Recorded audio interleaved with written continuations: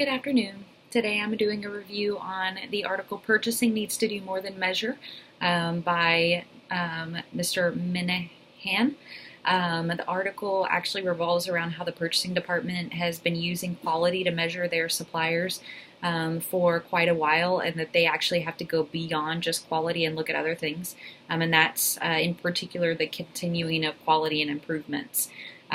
With the purchasing department, they've used quality in these improvements in order to do things like managing their group of suppliers, in taking a large group of potential suppliers and whittling them down to a more manageable group that they can possibly issue new business to or additional business to, rather than spreading it out under a larger number of suppliers. So basically it is finding your best and giving them more business because you know that they do quality work. Some of the items that the purchasing department utilizes in order to rate or grade their suppliers would be service levels, lead time, price, responsiveness, delivery, documentation, innovation, and commercial value. For most companies, quality is not a nice to have. It's a requirement in order to even be considered as a supplier. Those additional items are the things that they utilize in order to determine who the best of the best is. There are a lot of ways to reward a supplier, which was something that was spoken about in our this chapter. In particular, some examples that were given, Intel actually will plug some of their suppliers into their advertising.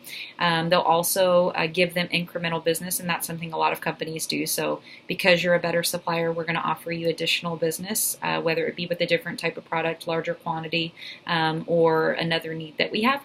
Intel in particular also allows companies to advertise their affiliation with Intel.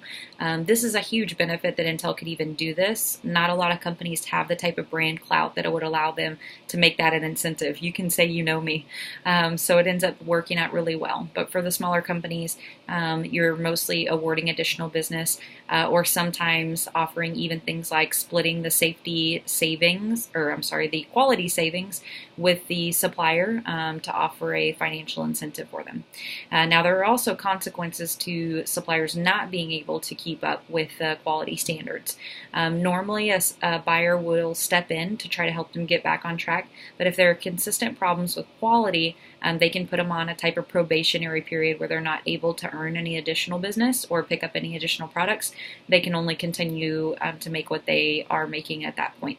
They also, a few companies also have executed their exit clause, which is basically in the contract stating that if you're not able to maintain a level of quality for a particular amount of time, that they can exit the contract with no penalties.